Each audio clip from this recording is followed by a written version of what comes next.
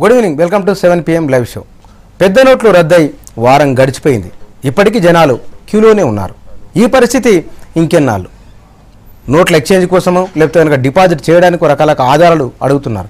అవి లేని వాళ్ళు అక్కడున్న సెక్యూరిటీ గార్డులను పోలీసులను ప్రాధేయపడుతున్నారు. ఎండల్లో నిలబడలేక కొందరు ప్రాణాలే వదిలేస్తున్నారు. ఈ పరిస్థితి పోవాలంటే ప్రభుత్వం తరఫు నుంచి ఏం చేయాలి, ప్రజలుగా మనందరి తరఫు నుంచి ఏ ప్రయత్నం చేయవలసింది? మొత్తంగానే ఈ సమస్య ఇంకా ఎన్నాళ్ళు ఉండబోతున్నది? దీనిపైన చర్చ చేద్దాం.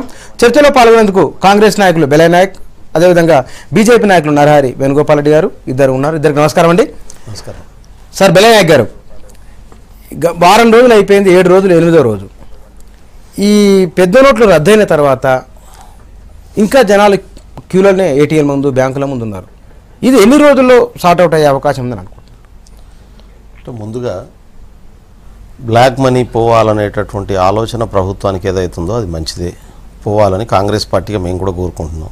జాలీ నోట్లు కావచ్చు, బ్లాక్ నోట్లు కావచ్చు, 2 నంబర్ దందా కావచ్చు, జరుగుతున్న వాటిని రద్దు కావాల్సినటువంటి అవసరం ఉందనేటటువంటిది కాంగ్రెస్ పార్టీగా మేము కోరుతున్నాం. అయితే ఈ నిర్ణయం తీసుకున్న తీరు ఏదైతున్నదో, తీరు వల్ల వచ్చేటటువంటి సమస్యల్ని ఒక అంచనా వేసుకోకపోవడం, ఆ సమస్యలు ఊహించి ముందే పరిష్కార మార్గాన్ని కనుక్కొని ఉంటే ఈ పరిస్థితి ఉండకపోయేది. ఇప్పటికి వారం రోజులు 10 రోజులు అయిన తర్వాత కూడా మనం 8వ తారీఖు నుంచి అలా 16 నాడు ఉన్నాం, 8 రోజులు అయిపోయింది. ఇప్పటికి ఏటీఎంలు పనిచేస్తలేవు. అదే ఏటీఎంలో 100 రూపాయల నోట్లే వస్తున్నాయి, 500 1000 రూపాయల నోట్లు, 2000 నోట్లు నానటువంటి పరిస్థితి ఉన్నది. కాబట్టి ఉద్దేశమేమో బ్లాక్ మనీని రద్దు చేయడం, కానీ ప్రాక్టీస్లో బ్లాక్ మనీ పోయే అవకాశం ఉందా లేదా అనేటటువంటి చర్చ కూడా ఇలా జరగాల్సినటువంటి అవసరం. ఎందుకంటే 1500 ఉన్నప్పుడే బ్లాక్ మనీని ట్రాన్స్ఫర్ చేసి పెట్టుకున్నటువంటి వాళ్ళు 2000 నోట్ను రిలీజ్ చేసుకున్నాం. మనం 2000 నోట్లతో మరింత సులువయ్యేటటువంటి అవకాశం ఉంటుంది. నల్లధనాన్ని మరింత జాగ్రత్తగా, తక్కువ స్పేస్లో ఎక్కువ ధనాన్ని జాగ్రత్తగా దాచుకునేటటువంటి అవకాశాన్ని ప్రభుత్వమే కల్పించినట్టుగా మరొక వైపు ఉన్నది. రెండోది, జాలీ నోట్లు ఎన్ని ఉన్నాయని చెప్పి, ఫేక్ నోట్లు ఎన్ని ఉన్నాయని చెప్పి ఆర్బీఐ చెప్తున్నది. 0.03% ఉన్నదని చెప్పి ఆర్బీఐ చెప్తున్నది. మరి దొంగ నోట్లు పాకిస్తాన్ నుంచో ఉగ్రవాదుల నుంచో రాకుండా చేయడానికి మనం తీసుకున్నటువంటి చర్యలు ఏంటి? మన నిఘా వ్యవస్థ ఏం చేస్తున్నది? కంట్రోల్ చేయడానికి ఈ 2.5 సంవత్సరాలుగా కేంద్ర ప్రభుత్వం తీసుకున్నటువంటి నిర్ణయాలు ఏమున్నది? అవేమీ చెయ్యకుండా డైరెక్ట్గా ఇవాళ నోట్లనే మనం బ్యాన్ చేసేసి కొత్త నోట్లను ఆ ప్రదేశంలో ప్రవేశపెట్టినాం. ఈ పెడుతున్నటువంటి క్రమంలో ఇవాళ మన దేశంలో ఉన్నటువంటి 127 కోట్ల మంది జనాల్లో దాదాపు 100 కోట్ల మంది బ్యాంకుకు సంబంధం లేకుండా ఇవాళ వ్యవహారాలు నడిపిస్తున్నటువంటి ప్రజలు ఉన్నారు. ఈ 100 కోట్ల మంది దగ్గర ఉన్న 20 సంవత్సరాల నుంచో 10 సంవత్సరాల నుంచో దాచుకున్నటువంటి డబ్బు ఇదంతా బ్లాక్ మనీ కిందికి వస్తుందా? 86% ప్రజల మధ్యన ట్రాన్సాక్షన్ అవుతున్నటువంటి డబ్బంతా కూడా ఇవాళ మనం అదంతా బ్లాక్ మనీ కిందనే చూస్తామా?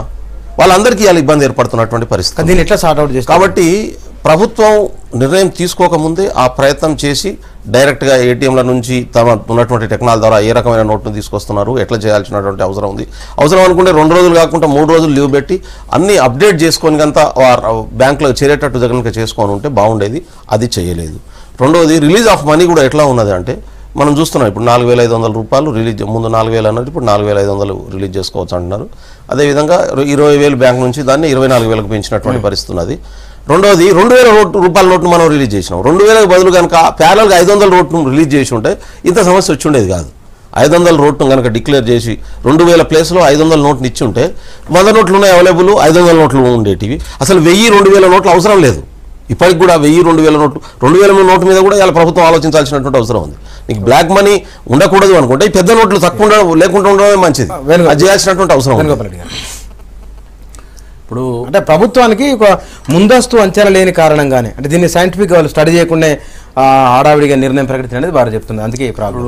హడావిడి అని నేను అన్నాను, కానీ వాళ్ళు అంచనా వేయడంలో విఫలం చెందిన అనేక మంది ఆర్థికవేత్తలు గత 2.5 సంవత్సరాల నుంచి ఎన్నికల ముందు చెప్పిన హామీ మేరకు బ్లాక్ మనీ కంట్రోల్ విషయంలో ఓ స్టెప్ బై స్టెప్ అటు సిట్ దగ్గర నుంచి ఇప్పటి వరకు మన సెప్టెంబర్ 30 వరకు తీసుకున్న చర్యలు కానీ చేసిన చట్టాలు కానీ 1 by 1 చేసుకుంటూ వస్తున్న క్రమంలో సబ్సిడీలలో కరెక్షన్ తగ్గించడం కానీ, విదేశాల మీద సిట్ వేసి సుప్రీంకోర్టులో ఉండేది కొంతమంది పేర్లు ప్రకటించడం కానీ, కొంత కంట్రోల్ చేయడం కానీ, విదేశాలకు వెళ్ళి వాళ్ళ దగ్గర మనం ట్రాన్స్పరెన్సీగా అకౌంటబిలిటీ ఉండే విధంగా ఒకరు ఇచ్చిపుచ్చుకునే ధోరణిలో ఆ దేశాలతోని, ఈవెన్ స్విట్జర్లాండ్తో కూడా అగ్రిమెంట్ చేసుకోవడం కానీ, అంటే ఒక ప్లాన్ ప్రకారం బేసికల్గా పనిచేసుకుంటూ వస్తున్నారు.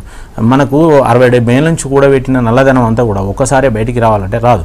దానికి చట్టపరమైన అడ్డంకులను కూడా రెండు దేశాల మధ్యలో ఏమైనా ఉంటే అవి తొలగించుకుంటూ స్టెప్ బై స్టెప్ ఇప్పటిదాకా నరేంద్ర మోడీ 24 గంటలు కృషి చేస్తున్నాడు. అందులో ప్రధానంగా నల్లధనము, తీవ్రవాదము, వేర్పాటువాదము, వీటి విషయంలో కరప్షన్ విషయంలో బాగా పనిచేసుకుంటూ వస్తున్నారు. వచ్చిన క్రమంలో ఈరోజు చేసినాక ఎలాంటి ఆలోచన లేకుండా వచ్చే ప్రాబ్లం స్టడీ చేయకుండా చేయలేదనేది కరెక్ట్ కాదు.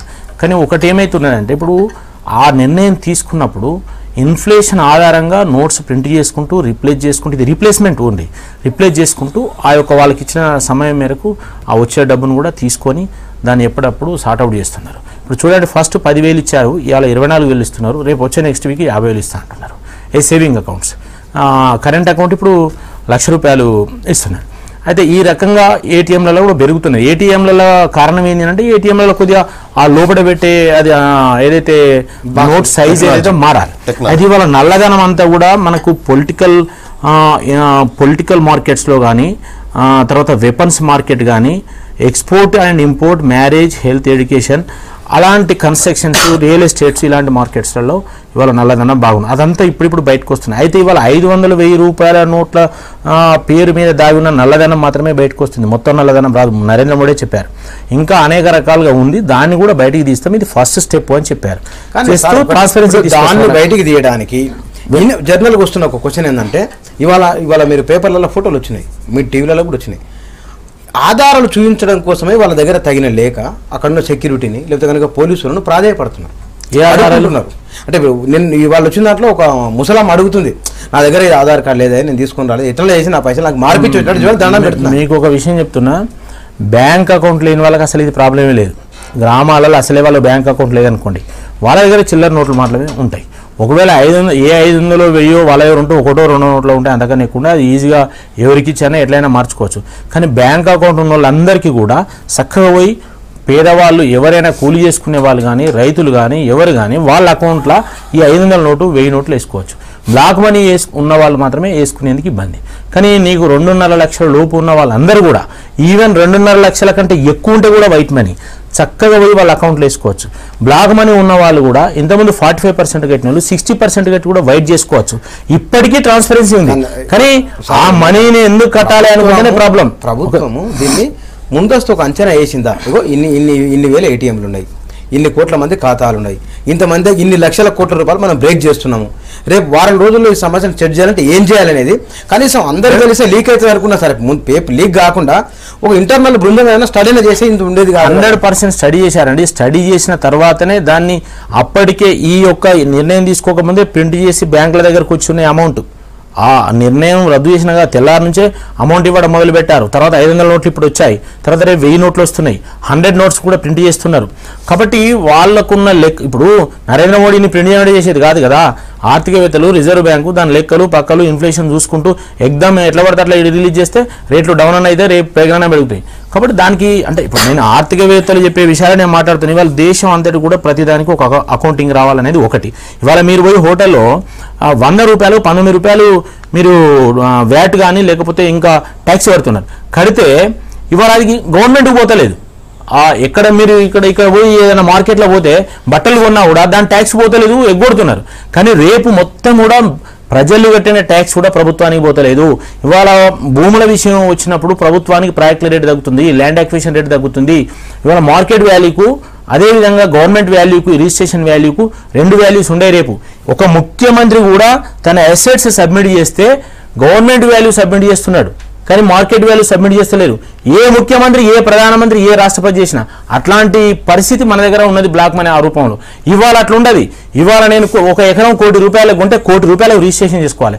ప్రభుత్వానికి 6% అంటే 60,000 లేదా 6 లక్షలకు వస్తుంది ఇప్పుడు ఇన్కమ్. కాబట్టి ఆ రకమైన స్టెబిలిటీ అనేది ఇవాళ వస్తుంది, రేట్లు డౌన్ అవుతాయి, స్పెక్యులేషన్ డిమాండ్ తగ్గిపోతుంది, తర్వాత అన్నిటికీ అకౌంటబిలిటీ వస్తుంది.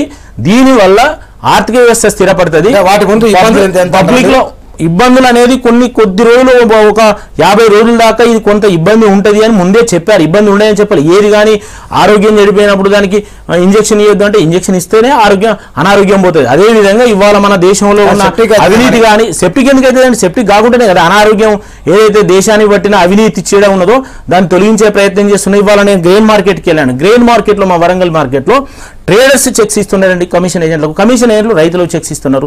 రైతులు తీసుకున్న చెక్స్ అకౌంట్లో వేసుకుంటున్నారు. వాళ్ళు ఎరువులు మందులు కొనుక్కోవాలంటే చెక్స్ ఇస్తున్నారు. ఎందుకు ఈ చెక్స్ ఇచ్చే పరిస్థితి వచ్చింది?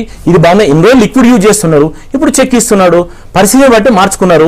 కాబట్టి ప్రతిది కూడా మారుతుందండి. ఇప్పుడు ఎందుకంటే గ్యాస్ కాడ లైన్ నిలబడతలేరా? పోయి ఇంతకుముందు ఒక టెలిఫోన్ కావాలంటే కూడా పబ్లిక్ టెలిఫోన్ లో పోయి లైన్ నిలబడే రోజులు లేవా? పబ్లిక్ అవసరాల మేరకు నిలబడితే దొరుకుతానే. నేను ఒకటి ప్రాబ్లం ఇప్పుడు తగ్గింది, 24 ఇచ్చారు, ఇంకా పెంచుతున్నారు. కాబట్టి ఓ రోజుకు సమస్య డైల్యూట్ అయి పరిష్కారం అవుతుంది. మనతో పాటు ఢిల్లీ నుంచి లైవ్ లో జాయిన్ అవుతున్నారు సుప్రీంకోర్టు అడ్వకేట్ శ్రవణ్ గారు. శ్రవణ్ గారు నమస్తే అండి. నోట్ల రద్దు తర్వాత ఇప్పటికి 8 రోజులుగా వస్తున్నది. 8 రోజులు అయినా సరే ఇంకా సమస్య కొలిక్కి రాలేదు. అంటే దీన్ని మనం ఎన్ని రోజుల్లో సార్ట్ అవుట్ కావచ్చు? ఇది ఎట్లా చేస్తే బాగుంటుంది పరిష్కారం కావాలంటే? ఇది లక్ష్యం మంచిదైనా దాని అమలు చాలా చాలా చాలా అధ్వానంగా ఉందని చెప్పొచ్చు. బ్లాక్ మనీ పోవాలి అనే ఆకాంక్ష దేశంలో అందరికీ ఉంది, ప్రధానంగా పేదవాడికి ఎక్కువగా ఉంది.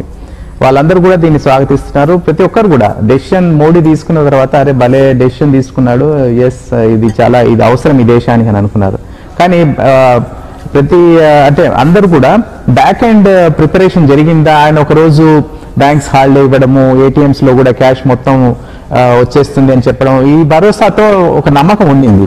కానీ తీరా చూస్తే ప్రాక్టికాలిటీకి వచ్చేసరికి అసలు ఇది ఇంప్లిమెంటబిలిటీ చాలా డిఫికల్టీ కనిపిస్తుంది. ప్రభుత్వం దాదాపు ఇప్పుడు అసలు ATM సరిగా పనిచేయట్లేదు, 50 రోజులు అవుతుంది అంటున్నారు. ఈ 50 రోజులు ఎకానమీ ఏం కావాలి?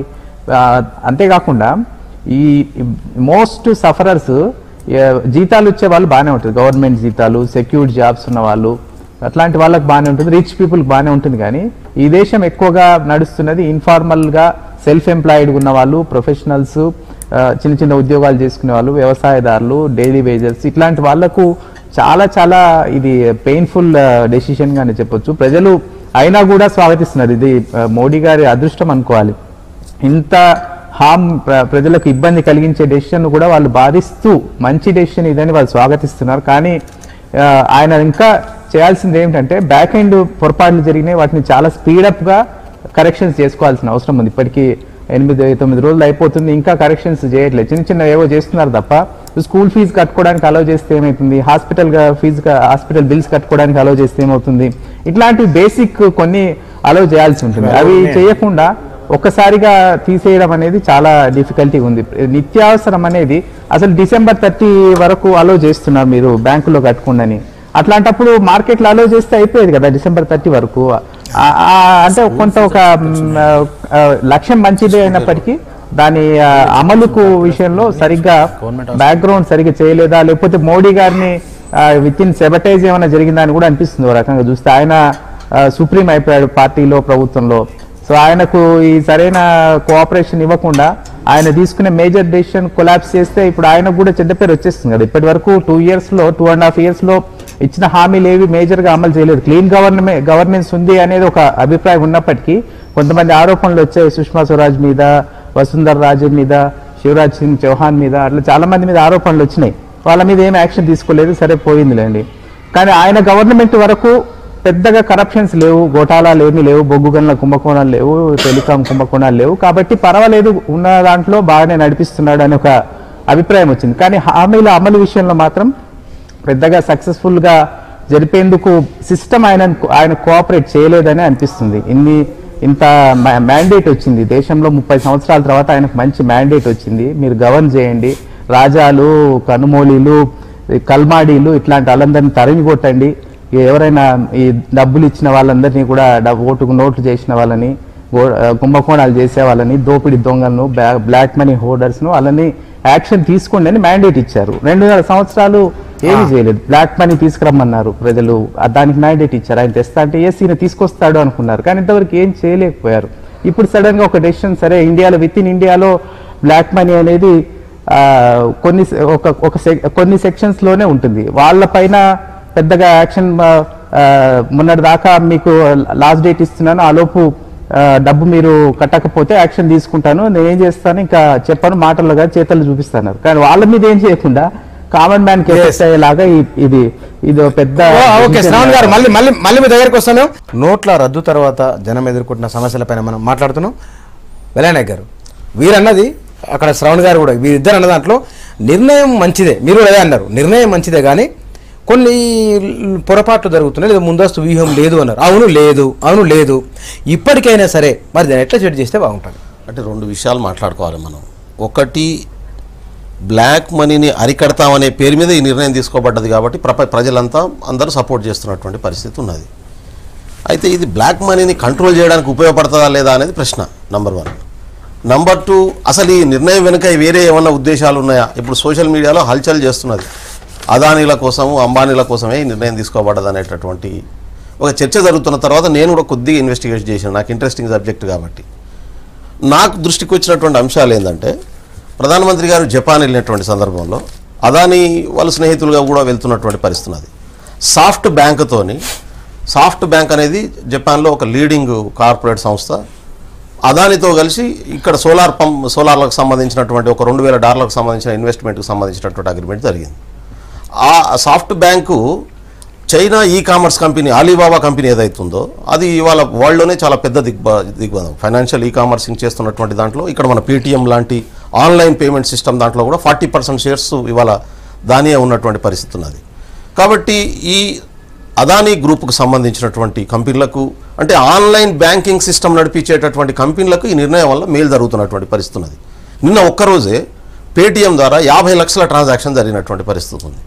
ఆన్లైన్ ట్రాన్సాక్షన్ పెరుగుతుంది, ఆఫ్లైన్ ట్రాన్సాక్షన్ తగ్గుతుంది, ఎందుకంటే పైసలు అందుబాటులో లేనటువంటి పరిస్థితి. అది ఇక్కడ మనం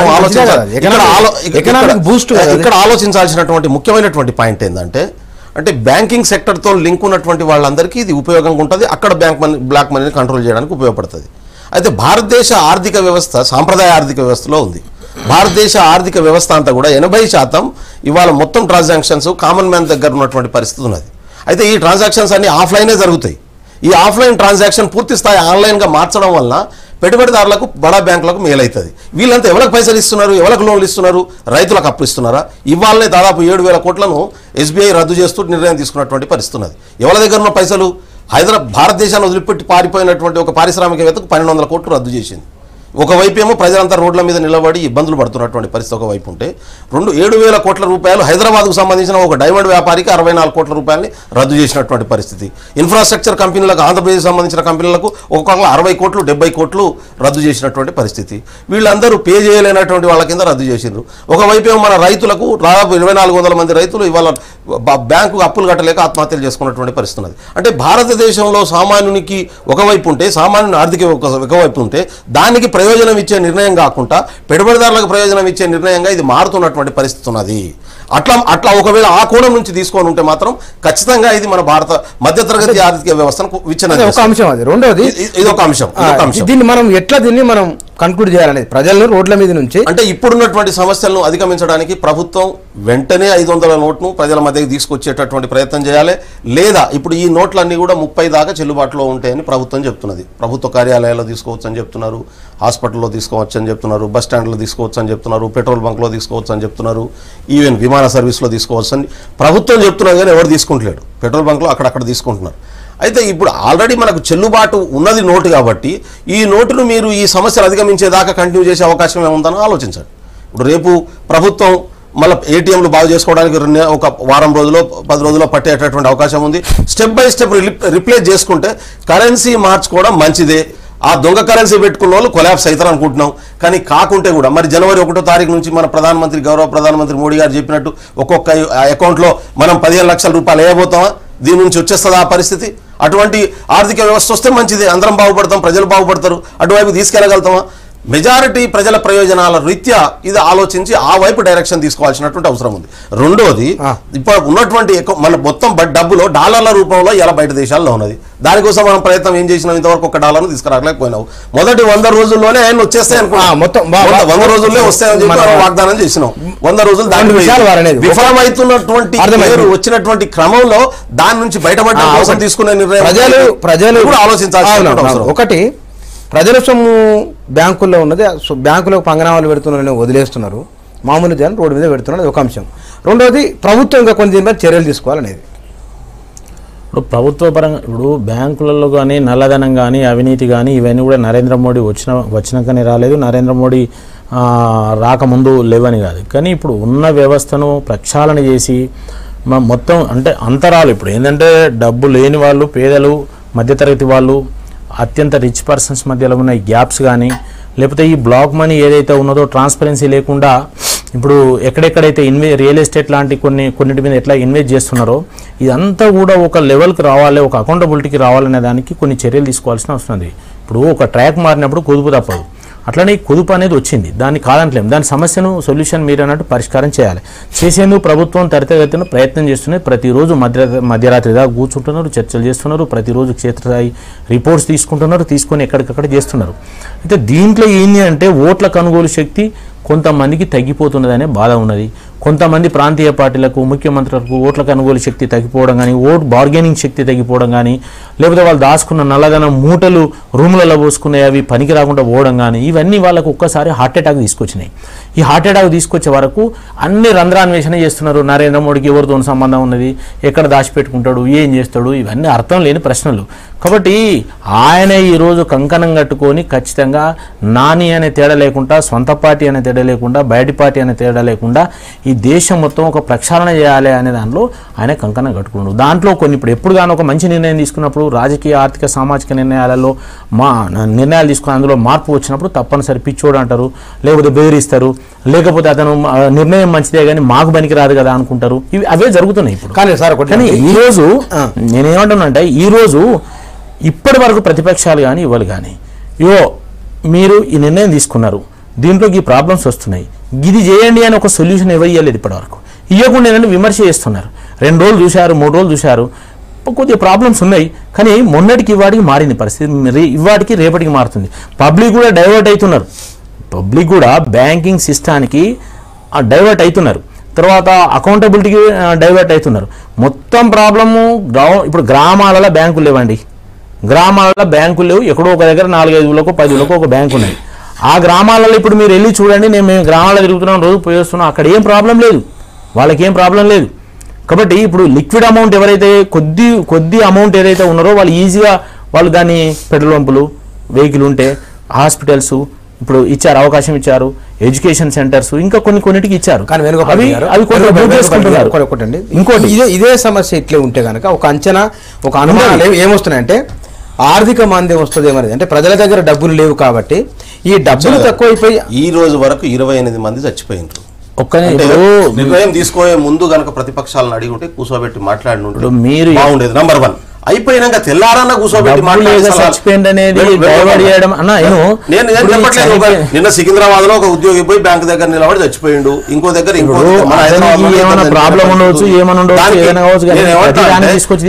మనం సినిమా హాల్ల కాడ నిలబడతలేమా, అట్లా అవమానం చేయొద్దు. మనం మీరు కూడా మాట మాట్లాడవద్దు. ఇప్పుడు ఇబ్బందులు ఉన్న మాట అంటే మీరు అన్నారు సినిమా హాల్ల కాడ లైన్ దానికోసం లైన్ నిలబడతలేరా అనేటటువంటి మాట బీజేపీ నాయకుల నుంచి వస్తుంది. అది మంచిది కాదు దయచేసి, ఎందుకంటే మనం ప్రజలను అవమానం చేసినట్టు అవుతుంది. మనం తీసుకున్నటువంటి నిర్ణయాల వల్ల ఇబ్బందులు అనే మాట మనం గమనించి పరిష్కరించడం కోసం ప్రయత్నం చేస్తున్నాం, చేయాల్సినటువంటి అవసరం ఉంది.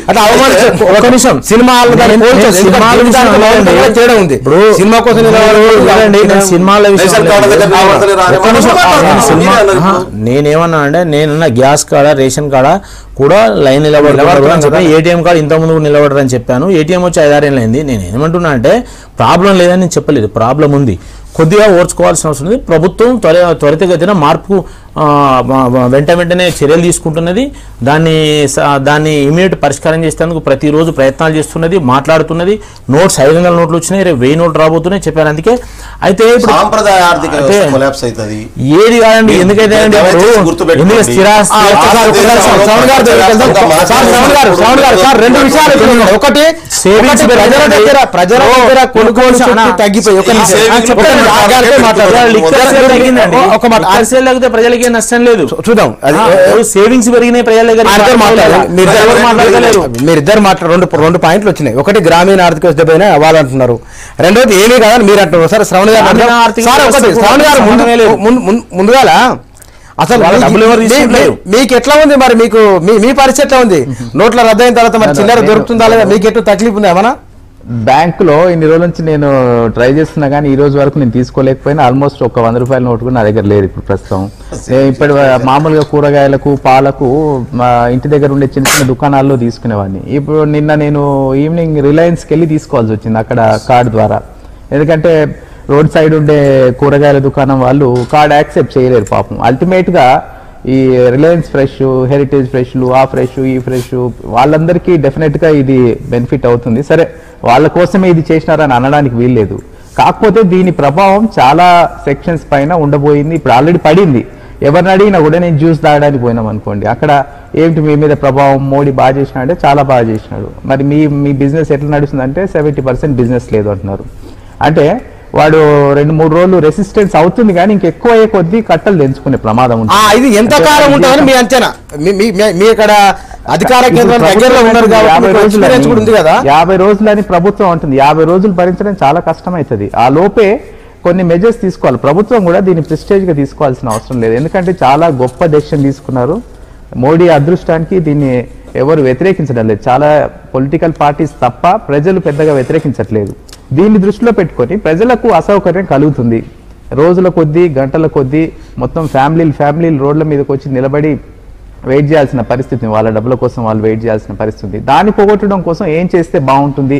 కేవలం వాళ్ళు 2000, 2400 చెక్కు తీసుకుపోతే 10,000 ఇది కాకుండా ఉన్న దాంట్లో ఏమైనా మార్పులు చేస్తే ప్రజలకు అసౌకర్యం తగ్గుతుందా అనే దాని మీద ఫోకస్ చేస్తే బాగుంటుంది. సహకార బ్యాంకులకు సంబంధించి అక్కడ ఏవి యాక్సెప్ట్ చేయలేదంటున్నారు. గుళ్ళల్లో సౌకర్యాలు ఏదైనా తిరుపతి దేవస్థానానికి సంబంధించిన వాటికి కూడా యాక్సెప్ట్ అలౌ చేయట్లేదు అంటున్నారు. ఇట్లాంటివి చిన్నవి, అది చాలా సేవలు తిరుపతి దేవస్థానానికి సంబంధించి బ్యాంకులు, విజయ బ్యాంకు ఆ బ్యాంకులలోనే తీసుకోవాలి, కానీ అక్కడ పోతే కూడా అలౌ చేయట్లేదట. వీటిని ఈజ్ చేస్తే డెఫినెట్గా మంచి, ఇది చాలా హిస్టారికల్ డెసిషన్ అవుతుంది. కొన్ని పొరపాట్లు జరిగినాయి ఇందులో, మంచి డెసిషన్ మంచిదే. అమలులో పొరపాట్లు జరుగుతున్నాయి, ఇబ్బందులు చాలా తీవ్రంగా తలెత్తుతున్నాయి. 10 రోజులు అవుతున్నా కూడా సెటిల్ కావడం లేదు ఈ సమస్య. అట్లాంటి నేపథ్యంలో ఏమైనా రిలాక్సేషన్స్ చేయొచ్చా? ఫీజులు కట్టుకోవడానికి స్కూళ్ళకు అలౌ చేయండి. ఏ స్కూల్లో ఇప్పుడు నేను నా కూతురుకు ఫీజు కట్టాలి 20,000 రూపాయలు ప్రతి 3 నెలలకు ఒకసారి నేను కట్టాలి. క్యాషే తీసుకొని వెళ్ళి కట్టాలి స్కూల్లో. ఆ క్యాష్ మనం పెట్టుకొని ఉంటాము. ఇప్పుడు మళ్ళీ పోయి కట్టాలి, మళ్ళీ తీసుకోవాలి. ఇట్లాంటివి చాలా సమస్యలు వస్తున్నాయి. అది నాకొక్కడికే కాదు, ఈ సమస్య 90% మందికి ఉంటుంది. సో అట్లా ఆ 90% మంది ఒకసారిగా బ్యాంకుల మీద పడిపోయేసరికి చాలా కష్టం అవుతుంది. గవర్నమెంట్ కూడా కష్టం అవుతుంది కదా. అంత నోట్లు లేవు, ఇప్పుడు కొత్త నోట్లు అవైలబుల్గా లేవు, 2000 నోట్లు లేవు, వచ్చినా కూడా 2000 నోట్లు ఎవరు తీసుకోవట్లేదు. సో ఈ సమస్యలన్నింటినీ దృష్టిలో పెట్టుకొని ఉన్న సిస్టమ్నే ఏమైనా ఉన్న నోట్లు చాలా అవైలబుల్ ఉన్నాయి కదా, ఇవన్నీ ఎక్కడ పోలేదు కదా, దీనిలోనే ఏమన్నా 30వ తేదీ వరకు అలో చేయడమా, లేకపోతే కొన్ని సెగ్మెంట్స్ అన్న కానీ లైక్ గవర్నమెంట్లో ఉండే అవసరాలన్నీ కూడా మనీ ఇప్పుడున్న అవైలబుల్ క్యాష్ చేసుకోండి, స్కూల్ ఫీజులు దీంతో కట్టుకోండి, ఇతరత్ర రిజిస్ట్రేషన్స్ కట్టుకోండి. మీకు ఎట్లా వాచ్ చేస్తున్నారు, ప్రతిదీ గవర్నమెంట్ వాచ్ చేస్తుంది, ఇన్కమ్ ట్యాక్స్ డిపార్ట్మెంట్ వాచ్ చేస్తుంది అని చెప్తున్నారు. కాబట్టి మీరు వాచ్ చేయండి, ప్రతి ఒక్కరి మీద వాచ్ చేయండి. ఇల్లీగల్ మనీ ఎవరెవరిది ఉందో వాళ్ళందరినీ బయట పెట్టండి, పెద్దోళ్ళని చిన్నోళ్ళని అందరినీ బయట పెట్టండి. అట్ ది సేమ్ టైం అసౌకర్యం తగ్గించండి అనేదే అందరిలో ఉన్న అభిప్రాయం. కాబట్టి ఇంకొకటి కేవలం నోట్ ఒకటి తీసేసి దేశం బాగుపడుతుంది అనుకుంటే అవుతుంది, అది కాదు కదా. ఇది కేవలం ఒకటి మాత్రమే. గుండె ఒకటి బాగా పనిచేసి శరీరంలోని అవయవాలన్నీ ఫంక్షనింగ్ లేకుండా, గవర్నెన్స్ లేకుండా, గవర్నెన్స్ ఎవడు పని చేయకుండా వాడి మహారాజా లాగా కూర్చొని ఫైళ్లను మూవ్ చేయకుండా వాడి పెత్తనం చేసుకుంటూ గవర్నమెంట్ డిపార్ట్మెంట్లు, మంత్రులు వాళ్ళందరూ కూడా బ్యాంకులకు లోన్స్ ఎగ్గొట్టి ఇట్లాంటి వాళ్ళని చుట్టూరుగా పెట్టుకొని నువ్వు గవర్నెన్స్ నోట్ తీసేస్తే అయిపోతుంది, అంతా సెట్ అయిపోతుంది అనుకుంటే కరెక్ట్ కాదు కదా. నువ్వు ఒక మేజర్ డెసిషన్ తీసుకున్నారు మీరు, కాబట్టి ఇప్పుడు మిగిలినవి కూడా ప్రక్షాళన చేస్తే బాగుంటుంది. బహుశా నేను అనుకుంటున్నా ఇన్ని రోజులు ఇంత మేజర్ డెసిషన్ తీసుకోకపోవడానికి కారణం గవర్నమెంట్ ముందు సెటిల్ కావాలి, ఇంటర్నేషనల్గా ప్రభుత్వం మంచి పేరు తెచ్చుకోవాలి, ఆర్థికంగా గ్రోత్ దిశగా పయనించాలనే ఉద్దేశంలోనే ఆయన ఇంత మేజర్ డెసిషన్స్ తీసుకుని ఉండకపోవచ్చు. ఇప్పుడు ఇంకా 2 సంవత్సరాలు దాదాపు పైగా సమయం ఉంది కాబట్టి ఇప్పటి నుంచి ప్రక్షాళన మొదలు పెట్టండి. ఒకటి నోటు తీసేశారు, ఇప్పుడు అవినీతి పనులను వాళ్ళ తాట దిగేయండి, వాళ్ళందరినీ బయట పడేయండి. నీ దగ్గర మినిస్టర్స్ ఉన్నారు, నీ పార్టీలో ఉన్నారు, నీ పార్టీలో కూడా చాలా ఆరోపణలు ఎదుర్కొన్న వాళ్ళు చాలా మంది ఉన్నారు, వాళ్ళందరినీ కూడా బయటకు వెళ్ళగొట్టాలి. వెళ్ళగొట్టినప్పుడే నిజాయితీ చిత్తశుద్ధి అనేది ఉంది అనుకుంటారు. చాలా మంది మంచి సపోర్ట్ కూడా వస్తుంది. నోట్లు రద్దయిన తర్వాత జనం ఎదుర్కొంటున్న కష్టాలపైన మనం చర్చ చేస్తున్నాం. సార్ వేణుగోపాల్ గారు, శ్రవణ్ గారు మాట్లాడితే 2 ప్రశ్నలు ఆయన రైజ్ చేస్తున్నారు. ఒకటి, కేవలం నోట్ల రద్దుతోనే సమస్య పరిష్కారం కాదు, ఇంకా చేయవలసింది చాలా ఉంది. బహుశా అది మీరు చేస్తారని హామీ ప్రజలకు ఎట్లా ఇస్తారు? ఎందుకంటే ఒక నిర్ణయం తీసుకున్న తర్వాత సార్ట్అవుట్ చేయడానికి 10 రోజులు ఇంకా ఎంత టైం పడుతుందో కూడా ఎవరికి అర్థమైతే లేదు. వారు అన్నదాన్ని నరేంద్ర మోడీ గారే నిన్న మొన్న చెప్పారు మాట్లాడినప్పుడు, ఉత్తరప్రదేశ్లో మాట్లాడినప్పుడు, గోవాలో మాట్లాడినప్పుడు. ఈ 500 నోట్లు 1000 నోట్ల అంటే ముసుగులో ఉన్న బ్లాక్ మనీ బయటకు వస్తుంది, మొత్తం రాదు, ఇంకా స్టెప్ బై స్టెప్ తీసుకునే చర్యలు ఉన్నాయి, అవన్నీ కూడా తీసుకోవాలని చెప్పి పదే 3 రోజుల నుంచి వరుసగా చెప్తున్నాడు. ఈ ఒక్కదాంతోనే మొత్తం బ్లాక్ మనీ అవుట్ అవుతుందని నేను అనను, ఇంకా అనేక చర్యలు తీసుకునేట్టున్నది. ఇప్పుడు స్థిరాస్తులు కావచ్చు, ఇంకా రకరకాలుగా ఉన్నాయి అవన్నీ. అయితే ఆయన అవన్నీ చెప్తలేడు, అవన్నీ కూడా స్టెప్ బై స్టెప్ తీసుకుంటాను. అందుకే ఈ 50 డేసే లాస్ట్ కాదు, 50 డేస్ తర్వాత కూడా మళ్ళీ ఉంటాయి. అందుకనే మీరు అందరూ కూడా ఇప్పుడు మేము చెప్పినట్టు మీ దగ్గర ఉన్న డబ్బంతా కూడా మీరు బ్యాంకులో మార్చుకోండి, ట్యాక్స్ కట్టేవాళ్ళు ట్యాక్స్ కట్టండి మళ్ళీ కూడా చెప్తున్నారు. రెండోది వాళ్ళ మనం ఇంతకుముందు బెల్లయ్య నాయక్ గారు ఒక విషయం ఏంటంటే, మనకు గ్రామీణ భారతంలో వారు కూడా అన్నారు కదా, గ్రామీణ భారతంలో ఉన్న సమస్యల గురించి మాట్లాడారు. నేను ఈ మధ్యలో నేను దాని గురించి చెప్పదలుచుకున్నాను. అంటే ఒక వారం రోజులు మేము గ్రామాలు తిరుగుతున్నాం, రకరకాల పనుల మీద తిరుగుతున్నాం, వీటి మీద కూడా మేము సర్వే చేస్తున్నాం. గ్రామాలలో ప్రధానంగా ఏంటంటే మనీ సర్క్యులేషన్ తక్కువ ఉన్నది. నెంబర్ 1, మనీ సర్క్యులేషన్ 500 కానీ 1000 రూపాయలు. మనం ఏదైనా రేపు మీరు మైక్ పట్టుకొని రండి, నేను ఏదైనా విలేజ్ రమ్మంటే నేను వస్తాను. ఆ విలేజ్కి వెళ్ళి మనం కనుక పోయేది ఉంటే మనీ సర్క్యులేషన్ తక్కువ ఉన్నది. ఒకటి, ఉన్న 500 1000 నోట్లు గ్రామాలు ఆడ బ్యాంకు కూడా లేడు, చాలా గ్రామాలలో బ్యాంకులు లేవండి. ఎవరైనా వాళ్ళ దగ్గర 500 నోట్లు 1000 నోట్లు ఉంటే వాళ్ళు మాత్రము బ్యాంక్ వచ్చి మార్చుకోవాలి. ఇవాళ లైన్లో నిలబడే దాంట్లో ఎంతమంది అంటే 25% డబ్బు కావాల్సిన వాళ్ళు ఉన్నారు, 75% మార్చుకునే వాళ్ళు ఉన్నారు. మార్చుకునే వాళ్ళ కొరకే 50 రోజులు టైం ఇచ్చారు. అది కూడా ఇబ్బంది అవుతుంది. అందుకే టైం ఉంది. ఇంకా మీరు ఒక్క నిమిషం, ఇప్పుడు టైం ఉంది దానికి. డిసెంబర్ 30 వరకు ఇచ్చారు. ఆ డిసెంబర్ 30 లోపు ఇవన్నీ మార్చుకునేందుకు వాళ్ళు బ్యాంకులకు వస్తున్నారు ఆ గ్రామాల నుంచి. అక్కడ ఏంటంటే బ్యాంకులలో కూడా స్టేట్ బ్యాంక్ ఆఫ్ ఇండియా కానీ, స్టేట్ బ్యాంక్ ఆఫ్ హైదరాబాద్ కానీ, ఆంధ్రా బ్యాంక్ కానీ, ఇంకా 2-3 బ్యాంకులో మాత్రమే డబ్బు ఎక్కువ వస్తున్నది. మిగతా మీరు ప్రైవేట్ బ్యాంకులకి వెళ్ళండి, ఖాళీగా ఉంటున్నాయి అవి. కారణం ఏంటంటే నేను వెళ్ళానండి, మీరు రాండి, రేపు పోదాం, హైదరాబాద్ లోనే పోదాం. కొన్ని బ్యాంకులు ఖాళీ ఉంటున్నాయి, కొన్ని బ్యాంకులు డిస్బర్స్మెంట్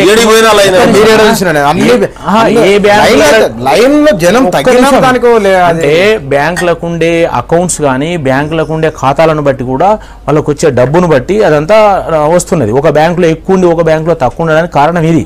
కాబట్టి ఆ బ్యాంకులలో అన్ని బ్యాంకులలో కనుక ఇట్లా చేసే ఉంటే అయ్యేది. కానీ ఇప్పుడు అది కూడా ప్రభుత్వం ఆలోచిస్తున్నది. కాబట్టి ఈ మనీ చేంజ్ చేసుకునే చిల్లర 500 1000 గ్రామాలలో కానీ, ఇంకా చిన్న వ్యాపారస్తులు కానీ వాళ్ళ దగ్గర ఉన్నదంతా కూడా చేంజ్ చేసుకునేందుకు కొన్ని అవకాశాలు ఉన్నాయి. పెట్రోల్ కావచ్చు, ఇతరత్ర schools, colleges, government colleges, all municipal taxes కానీ, ఏ ట్యాక్సెస్ కానీ ఇలా గవర్నమెంట్ తీసుకుంటున్నది. అట్లా కొంత పోతున్నది. ఇంకొకటి బ్యాంకులలో మార్చుకుంటున్నారు. దీనికి ఎక్కువ రష్ ఉన్నది. అవసరం ఉన్న వాళ్ళు కూడా ఈరోజు ఊర్లలో ఉండేటోళ్లకు తక్లీఫ్ అవుతుందా కాదా? తక్లీఫ్ నేను కాలేదని, కానీ ఇప్పుడు మారుతున్న ఇప్పుడు మార్పు అనేది జరుగుతున్నప్పుడు కొద్దిగా ఇబ్బంది అవుతున్నది అనేది నేను చెప్తున్నా. అయితే అది ఎప్పటికీ ఉండదు. ఇప్పటికీ కొంత సమస్య తగ్గింది, ఇంకా తగ్గుతుంది. మునుపు 10,000 ఇచ్చిన కాదు ఇప్పుడు 24,000 ఇస్తున్నారు, రేపు 50,000 చేయబోతున్నారు. కాబట్టి రోజుకు మెరుగవుతున్నది. కాబట్టి కాస్త ఓపిక పట్టాలని చెప్పడం తప్ప అది మొత్తం ఈ సమస్య మొన్నున్న సమస్య ఇవాళ లేదండి, ఇవాళ ఉన్న సమస్య రేపు ఉండదు. సమస్య లేదని అంటే ఇంకా ఇప్పుడు ఈ నెల ఇప్పుడున్న 20 రోజులు అవతలకు 30-50 రోజుల దాకా గడువు ఉంది. భయం పడదు ఎవరికి. ఒక్క నిమిషం, ఎరువుల షాపుల వాళ్ళు, విత్తన షాపుల వాళ్ళు రబీ సీజన్లో వాళ్ళు ఒకటి అందరూ కూడా నిన్న చెప్పారు, మీరు రైతులు ఎవరైనా వచ్చి మీరు చెక్కులు ఇస్తే మేము విత్తనాలు ఇస్తాం నోటీస్ ఇచ్చారని చెప్పారండి ఊళ్ళో. అది కాదు ఒక మాట మార్కెట్ వాళ్ళు ఇప్పుడు మీరు అన్నమాట నిజమైతే లేదు. కానీ ఒక మాట మీరు వ్యవసాయం చేసిండ్రు మీ దగ్గరికి 2-3 కూలీలు వస్తారు అనుకుందాం. కూలీ 150 రూపాయలు చెక్కు రాసి ఇవ్వాలి దానికి లేదు. కూలీకి లిక్విడ్ క్యాష్ ఇవ్వాలి. కూలీ కొరకు అందుకే ఇప్పుడు చెప్పారు 24,000. ఇప్పుడు ఒక రైతు కనుక 24,000 తీసుకుంటే వారం రోజులు సస్టైన్ అవుతాడు, ఈజీగా సస్టైన్ అవుతాడు, దానికి ఏమి ఇబ్బంది లేదు. ఆ లిక్విడ్ క్యాష్ లైన్లు కడుతున్నదంతా డైలీ కూలీలే. గుర్తుపెట్టుకోండి, 3 రకాల ఇన్కమ్ ఉన్న వాళ్ళు ఉంటారు. ఒకటి డైలీ కూలీలు, వాళ్ళు సాయంత్రానికి అంటే మీరు పట్నంలో చూసారు హైదరాబాద్లో ముందు పట్టణందే మాట్లాడుకుందాం, తర్వాత పట్టణ పల్లెకి పోదాం. డైలీ కూలీలు రోజు సాయంత్రం పని చేస్తే వచ్చే పైసలు మార్చుకునే పనిలో ఉన్నారు. రెండోది ఇవి ఉద్యోగులు ఉన్నారు. 500 నోట్లు వస్తాయి అన్న వాళ్ళకు, 400 1000 నోట్లు 500 నోట్లు వస్తాయి. నాతో రా, నువ్వు ఎప్పుడన్నా చేస్తే తెలుస్తుంది నీకు. రైస్ మిల్లో పని చేస్తే తెలంగాణ దాకా 600 ఇస్తారు. నేను చూపిస్తాను నీకు, నాతో చేయి ఒక పూట బస్తాలు గుంజుదాం తెలుస్తుంది. నైట్ 8 గంటల నుంచి పొద్దున్న 8 గంటల వరకు 600 ఉంటుంది బస్తాలు కుదిరితే. వాళ్ళు కాంట్రాక్ట్ పనికి కాంక్రీట్ పనికి పోతే 500 ఇస్తారు. ఏది తట్టాలు మోస్తే, మరి ఇసుకను తట్టాలు సిమెంట్ గుంజితే రా పోదాం. నేను చేసినాను కాబట్టి చెప్తున్నా. 20 సంవత్సరాల క్రితం, ఇప్పుడు ఎక్కువ ఉన్నది. ఇంకా పక్కనే ఉన్నాయి కదా. నేనేమంటున్నా అంటే అన్న, అయితే మంత్లీ ఇన్కమ్ వచ్చేటటువంటి వాళ్ళు ఇది 8వ తారీఖు నాడు పడ్డది కాబట్టి ఆ 8 కంటే ముందే సరుకులు తెచ్చి పెట్టుకున్నారు. ఇంకా పోతలేరు. వాళ్ళ కూరగాయల సమస్య ఉన్నది, పెట్రోల్ సమస్య ఉన్నది. వాళ్ళకి పెట్రోల్ బంకులలో తీసుకుంటారు కాబట్టి కొంత అధిగమించారు. ఇప్పుడు బయట టిఫిన్ చేయడానికో దానికి దీనికి వెళ్తలేవు కాబట్టి ఇప్పుడు దానికి కోసం కొంతమంది లైన్ కడుతున్నటువంటి పరిస్థితి ఉన్నది. ఇప్పుడు మనం శ్రావణ్ చెప్తున్నాడు, ఆయన ఎక్కడ కొనేది పక్కన బండి మీద కూరగాయలు కొనేటోడు పోయి ఢిల్లీలో ఇవాళ మోర్ షాపులో కొంటున్నాడు. కొనే పరిస్థితి వచ్చింది. కొనే వైపు నెట్టవేయబడ్డాడు. ఇది గమనించాలి.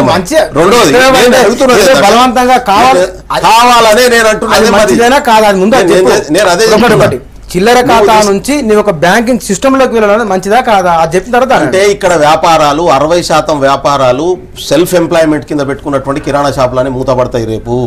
కూరగాయల దుకాణాలు మూతపడతాయి రేపు. ఈ ప్రజలంతా నిరుద్యోగులుగా మారుతారు రేపు. కారణం అవుతుంది. డినామినేషన్ తగ్గింది. ఒక దగ్గర నుంచి తీసుకొచ్చినటువంటి విధానం ద్వారా వ్యాపార పద్ధతిని మారుస్తున్నాం.